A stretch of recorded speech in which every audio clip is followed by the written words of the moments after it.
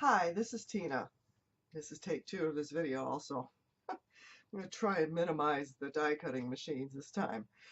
I had been watching a Jennifer McGuire video off YouTube called Watercolor and Embossing Folders. Now she used Tim Holtz diffusers. And what they are is that they enable you to use your embossing folders and only emboss partially. So I said, well, I can do that. I don't need to spend that money. So I got some thin cardboard that is on the bottom of the boxes that I had at my office, and tried it. And I had cut one layer and it did not work. There was a lot of embossing still left, so I made a card covering up the center where it was partially embossed but not, totally gone. So then I tried the next with two. I glued two of these together, and actually I was using the circle one, and I glued two together, and it gave much better results, but there's still a little bit of faint embossing inside. Then I tried four. I cut out four pieces of cardstock, cut out the centers, and it worked beautifully. So I made this card from that one.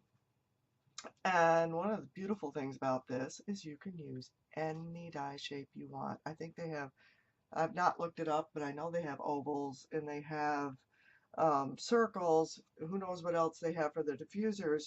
But, hey, you can use any die shape you have. So what I did was I took my 5x7 Matting Basics A to cut out the actual cardboard and ran it through my machine of choice, which is my Grand Caliber, my Spellbinders. And then I took the center, well actually I took it all together, so I centered it and taped it together and ran it through the first one. And then on each subsequent one I layered it like this so it sort of slots in there, and then drew around the inside of the, I lost my pencil, drew around the inside of the die here. So let's say this was the actual piece of cardboard underneath it.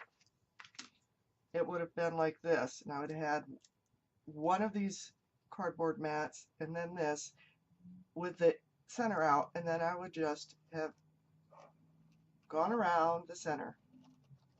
That way, once I lifted this off, I could have just put it on the next piece of cardboard perfectly, because this would have been the cardboard, and then run it through my Grand Caliber, which cuts it in one pass. Unfortunately, the Big Shot doesn't.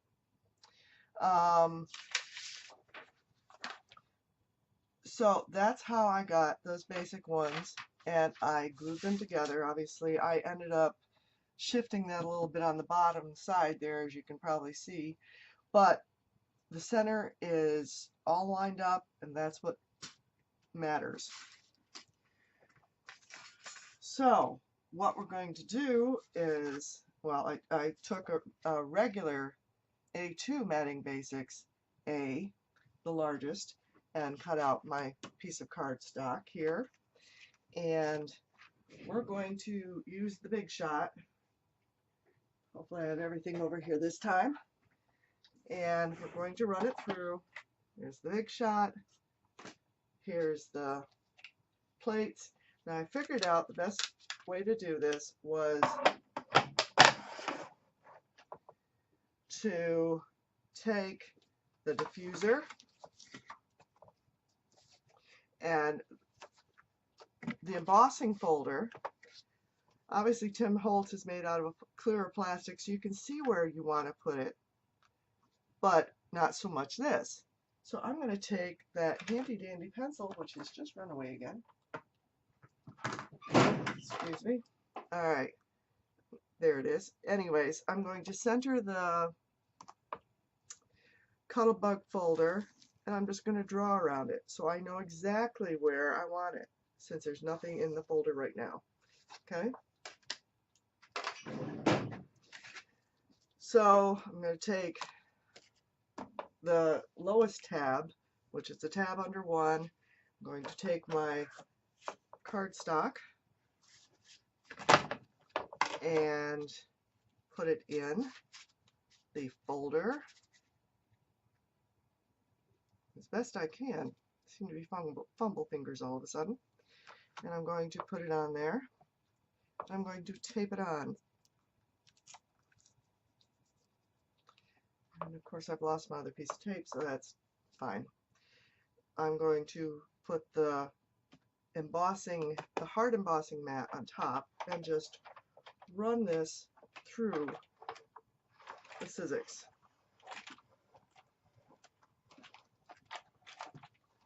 Now, if you're asking why I'm running this through the Sizzix since it's not my favorite machine, it's because if I'm going to mess up a machine, I'd rather mess up the Sizzix than I'm going to mess up my spellbinders. And there you see it work perfectly. This is a white core paper. I'm going to smooth these off to the side and sand it for you.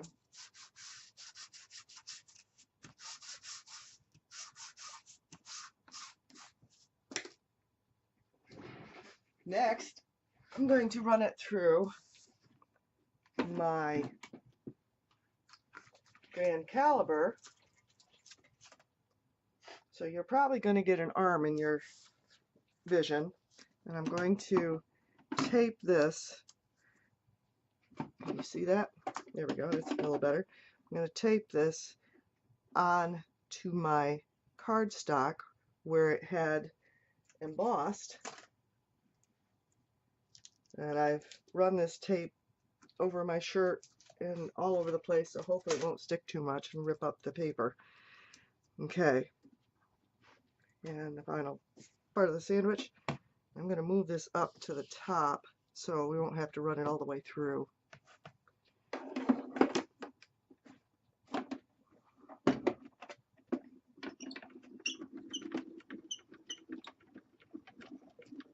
Okay, I can feel that that's gone through already. Excuse the squeaking.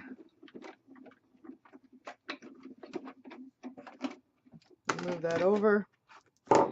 And now I have embossed. I'm going to try to gently peel that up. This tape was barely holding before, but I really don't want it to rip up that. It did a little, but not too bad. Actually, it did more than I wanted to. But, as Carolyn Dubie says, that's an opportunity. That's an outstanding opportunity presenting suddenly. So what I'm going to do is I'm going to take some ink. Some Adirondack ink.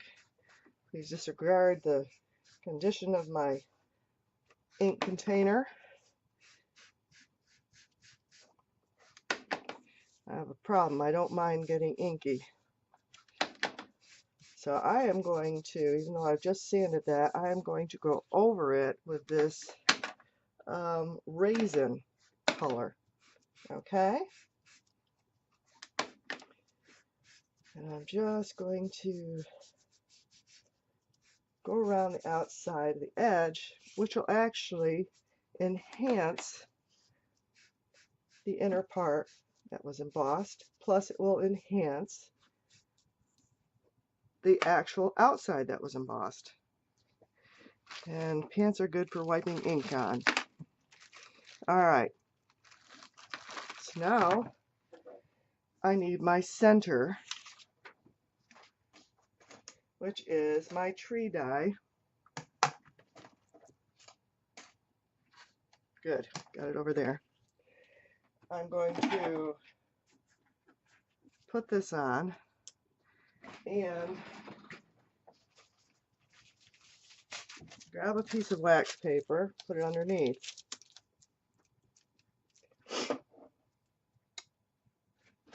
Can't find the plate. because it's underneath it. Alright, set that over there. I'm putting wax paper in between because it's a delicate die. I'm going to run this through again, and I have it near the top, so it should be just fine. I mean, we should only have to run a little bit and then run it back, and it should be cut through.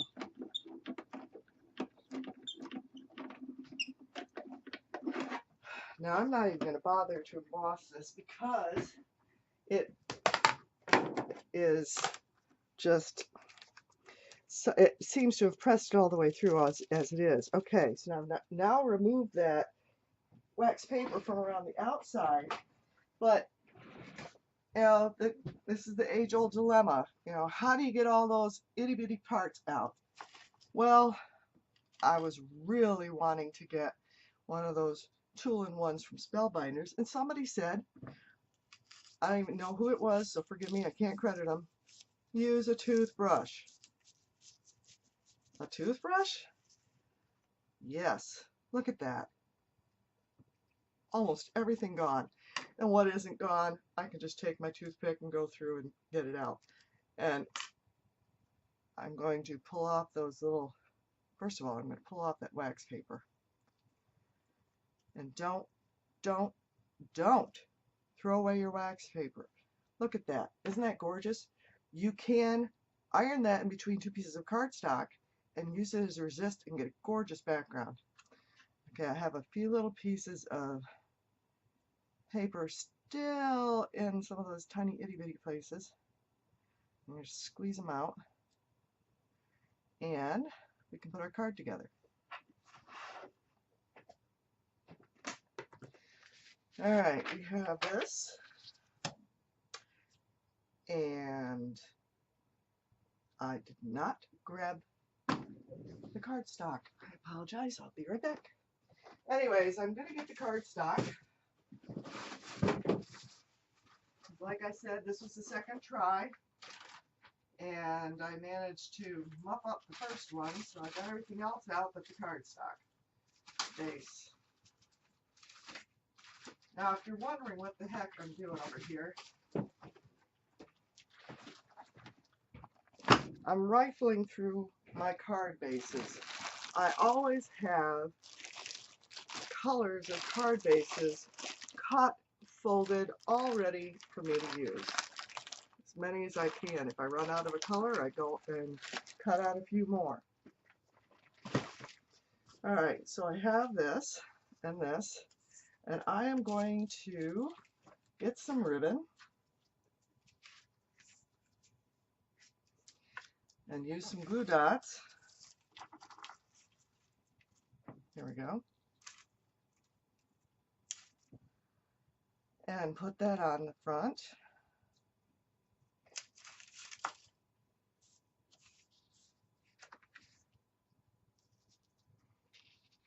Down where there's the most embossing. And try to straighten it out, and oops, helps if I get it in frame, I apologize. And there we go.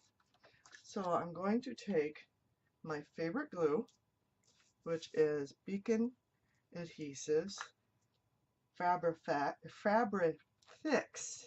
I also like the Fabri-Tac. Now, I was having a problem earlier today with my glue, and I went and,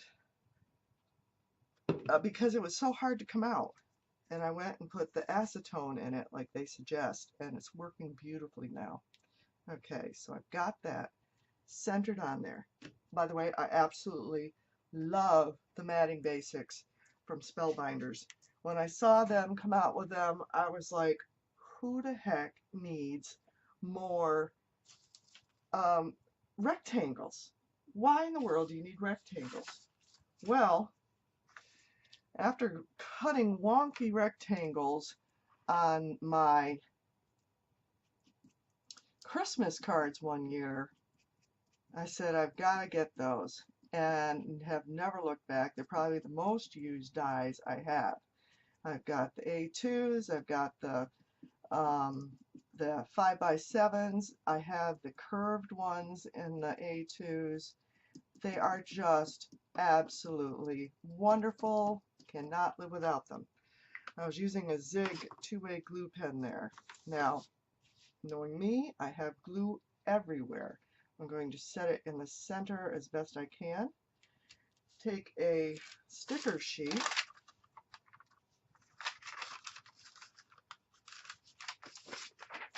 maybe that'll be easier to see, and rub that on.